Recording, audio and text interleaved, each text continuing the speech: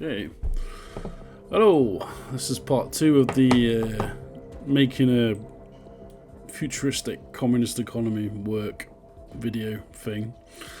So, if you watched part 1, which this video won't make much sense unless you've watched part 1, I set the scenario there, basically a Russian Revolution type scenario where some communist group has taken over Parliament in the UK, and then what would we do next? I'm not going to go over all that again because this is part 2, so you should have seen part 1 already. But we were up to the stage of having completed the first 5-year plan, which meant that we had created the supply chain management economic system, centralized computer system basically, that then had automated part, if not all of the economy, then part of the economy, right? So this is where we're trying to head to. So fully automated luxury communism. Now, I probably didn't give enough time to explain what that means. It's a bit of in some ways it's almost like a meme term basically, but automated means you've got, fully automated actually means you've got full automation of the economy, so there's less demand on labour to actually do jobs that previously would have done or been in charge of, like, I don't know, mining, that would maybe be done by robots or be more automated. Train would be more automated, with probably some degree of labour, but yeah, you would have automated a lot of your economy basically. Luxury means that you have luxury goods, you know, you exist in a, it's not like your typical store idea of communism with like the bad housing and grey and, you know. And then, yeah, communism means stateless and classless, as I discussed when I was defining the terms here. Socialism has a state, you know. It's a transitional state before communism in some theories of leftism. Anyway, I'm not going to repeat all that old ground. I am going to carry on. A second, I just need to turn this down a bit.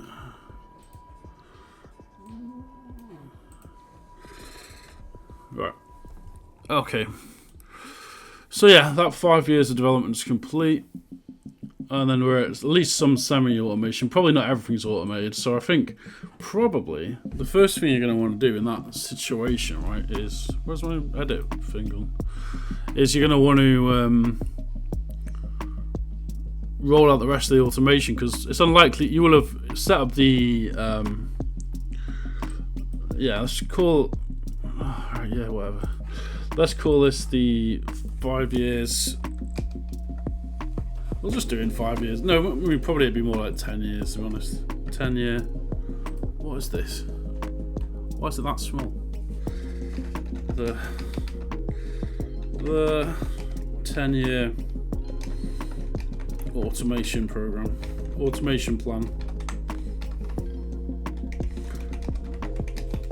Full automation of economy.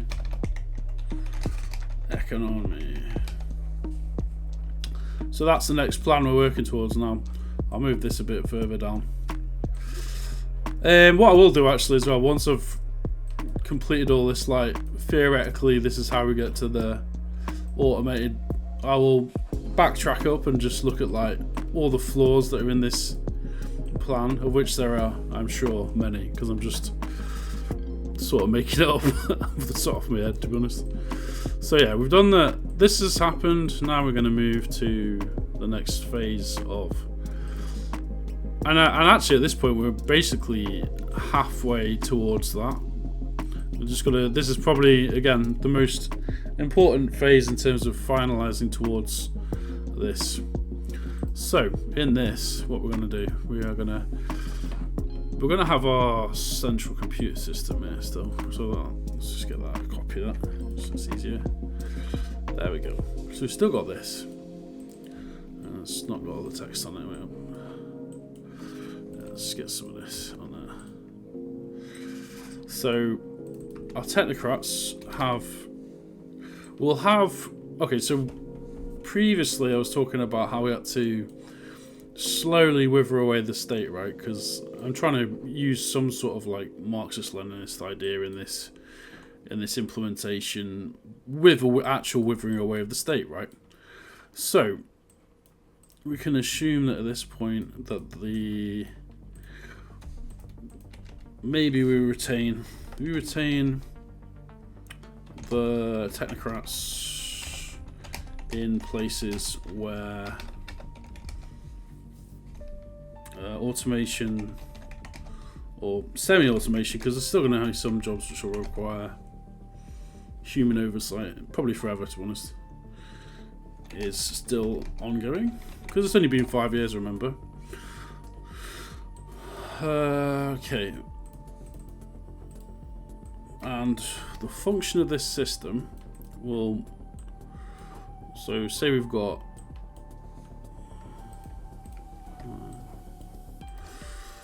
That's just for argument's sake. I'll change these up a bit. So, this system analyzes information and assigns importance of automation based on human need Maslow's. So Maslow's hierarchy of needs. Let's just get that picture of that up, because that's, most people know what that is, but just in case you don't, Maslow's hierarchy. Basically, it's just like that's all crap. Yeah, I'll find it. I'll just find it on here. Hierarchy. There we go. It's something that most people have seen in some form before.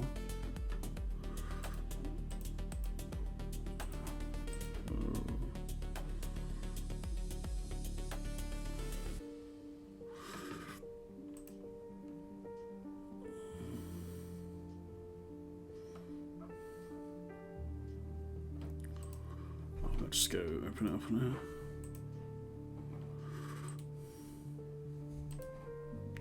I think I can do this. Yeah, there we go. So we'll do this based on that, right? So in any Maslow's hierarchy of needs is that you have basic needs, also like food, shelter, somewhere to sleep, it's warm. Then you got your safety needs, so you're just secure, no one's going to come and just attack you. Belongingness and love, and friends, you've got families, relationships.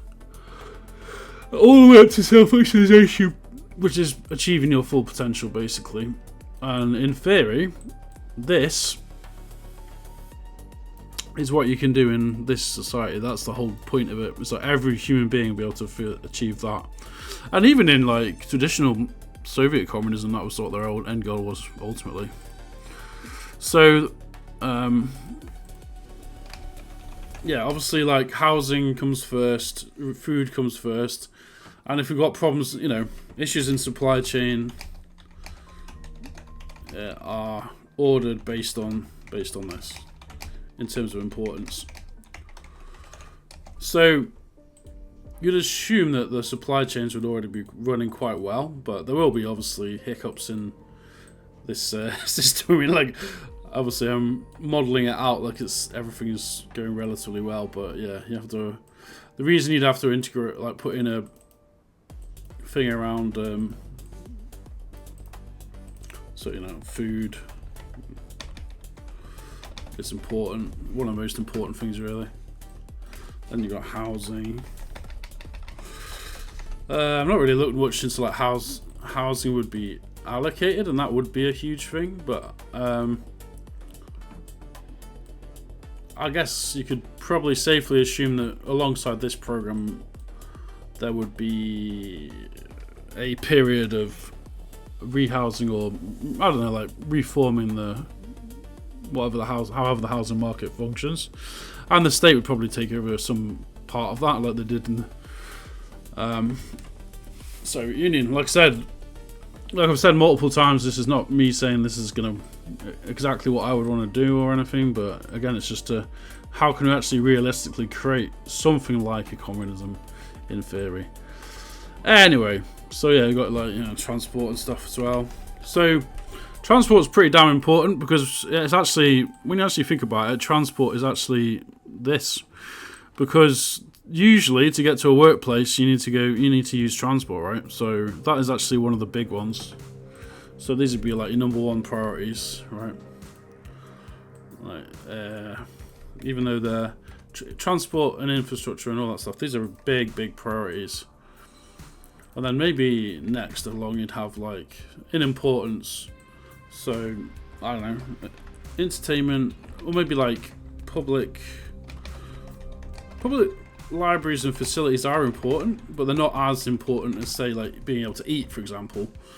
So you'd probably have that like there, but they are important for creating a culture that it's an important thing still. Like that's a weird one maybe, but obviously energy I think as well. You probably want to have. Ooh, yeah, you'd want energy because without energy, nothing. Especially in a society that's so heavily based around technology, you're gonna need some sort of military still. That's not gonna go away because there will be external threats. I'm not like as much as I'd like to live in a world where we didn't need military, we do. I'd probably put that out there though because that's more of a defense thing. Completely depends on where you are, but yeah. Anyway, that's how that would be.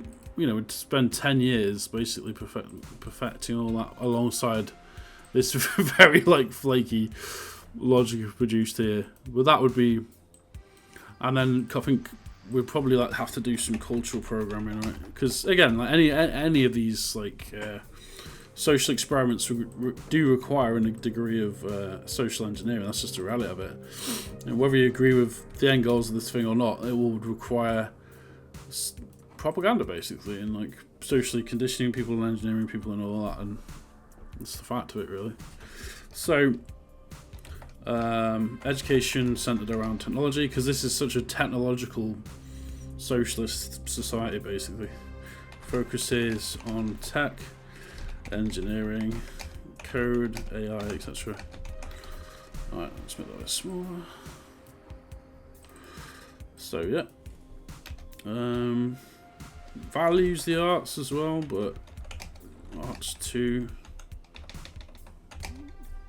But main focus is on creating engineers basically. Engineers and technicians. What could also happen as well, and what would be assuming again like all this is going perfectly, you can actually introduce side effects of automation. Is that assuming automation was working correctly, people can work less hours and then volunteer to learn new skills if they want. So for example, learn new skills and get their education costs covered by the government, by the state, I suppose. But remember that we actually wanted to, if we're doing this in pure communist theory, we want to actually get rid of the state. But there's always going to be a layer of some sort of, some sort of organisation, right? So this is where I think like purist form communism is just not even possible. You're always going to have someone organising a thing, right? Like hierarchy is going to emerge in some form. But anyway, we'll put that.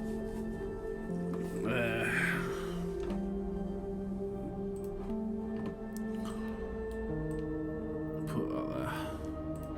But people should start seeing some sort of, at the end of this anyway, certainly. So probably about,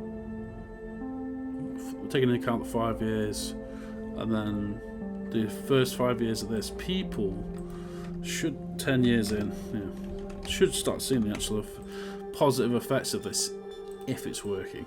Obviously, this is all just whiteboarding stuff. It could go horrendously wrong.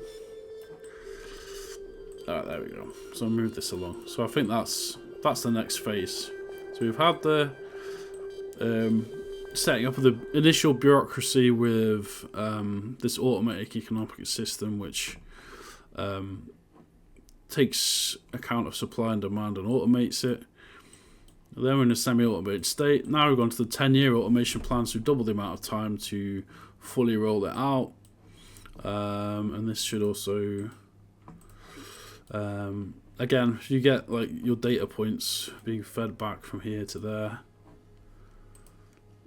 that is where that feedback, cybernetic feedback loop comes into it, where you've got data constantly being plugged back and forth, right? Which is where the cybernetics comes into it. And roll out of cybernetics, roll out of cybernetic systems based on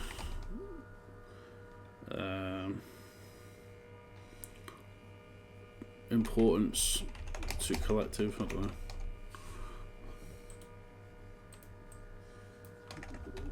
So yeah, like I said, you're going to do it going up that pyramid again, Maslow's pyramid, or Maslow's hierarchy. So yeah, that's it.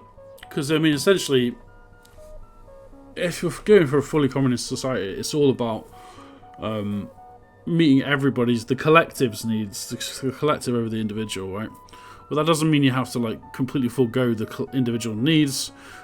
Basically, most of the time, it's a case of the collective struggles so that the individual can get to this point, right, where the individual can then fully express themselves. It's not just like, so, because I think sometimes, I mean, again, I'm talking in theory here, and the reality can be very different, of course, and it has been very, very frequently in the past. But if you get like, you start off when you're setting up a socialist society,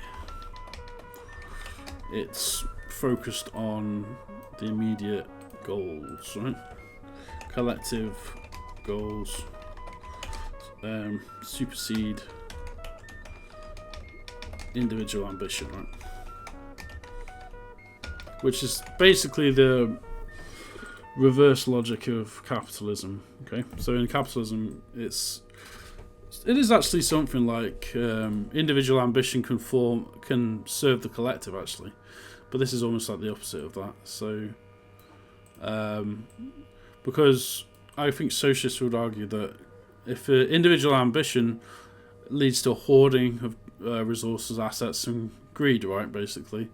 So, you know, socialist societies enforce this through various measures, but usually some sort of conditioning, culture, etc. But, in theory, the whole point is that this is moving towards communism achieved, communism achieved. Now, which then actually frees up the individual, right? Frees the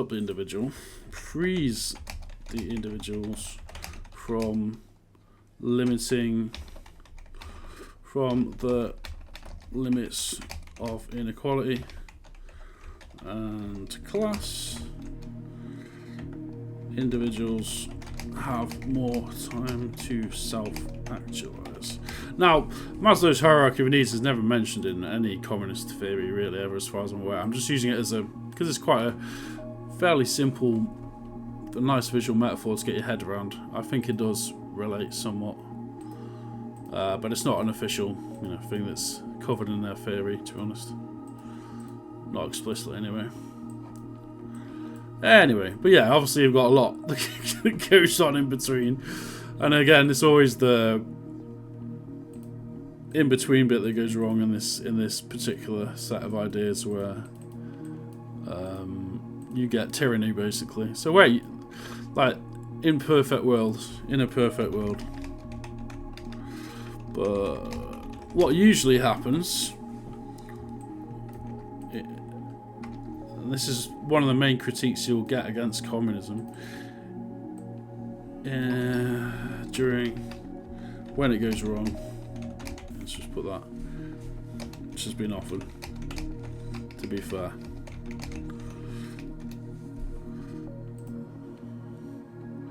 Sorry, you'd have something like. You'd have that. Obviously, they're going to start off with messaging that. Secret police. Monitor behaviour. Monitor attitudes. So you're going to get like your NKVD, whatever. You get like a sort of layer of bureaucracy that develops to monitor that. That bureaucratic layer gets more power. And then whatever your central committee or leader is, central committee gives secret police more power. And the whole thing basically ossifies because you have and now tyranny becomes tyranny and authoritarianism.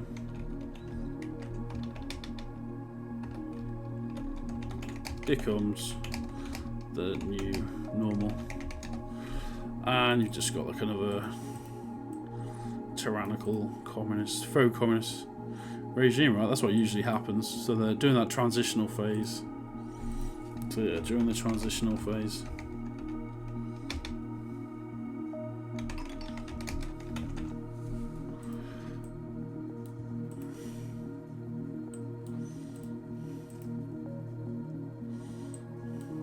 And you've got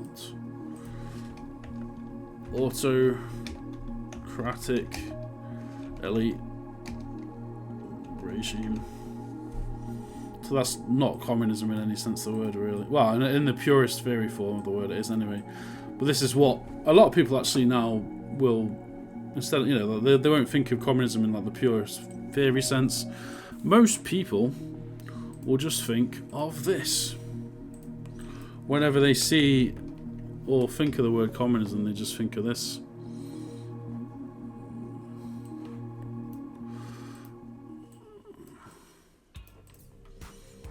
So that's what happens. Which is bad. There's no two ways about it, you know.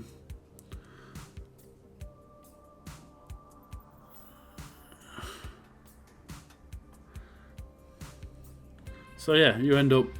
That's what often goes wrong. Now that's the reality of it. I mean, like, you know, it becomes the power goes to people's heads, and you've just got totalitarianism again. But anyway, back to our perfect utopia where nothing ever goes wrong. That's right. This is.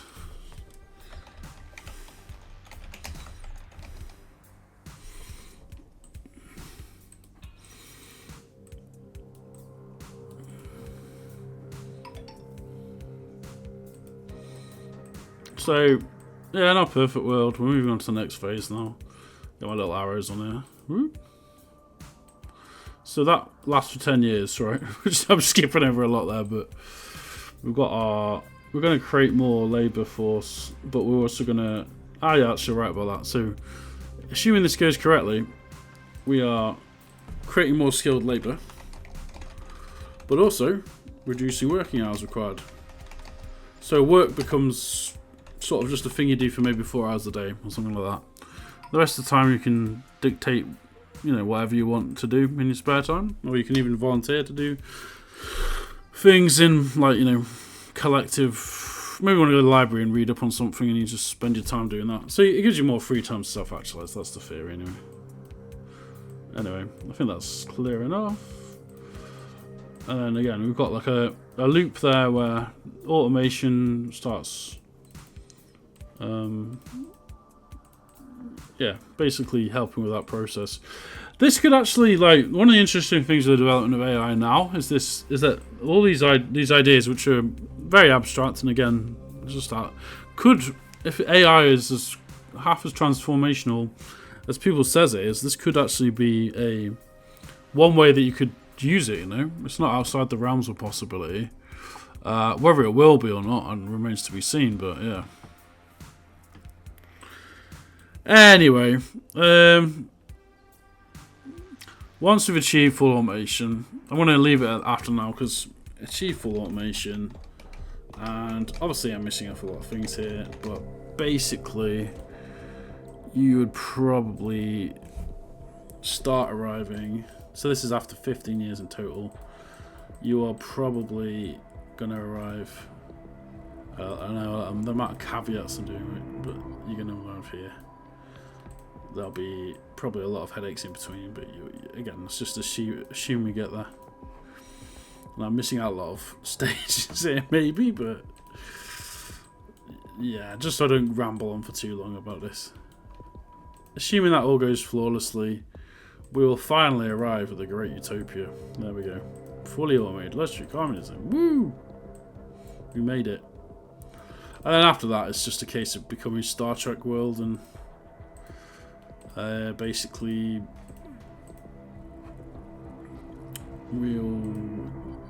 the phase after that would just be Star Trek, pretty much. So, space colonization.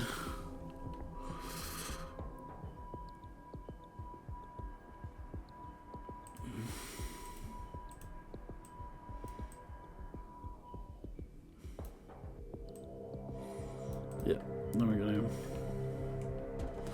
Then after that, the only place after that to go is fully automated luxury space communism. There you go. Would be that. That would be the final phase of it.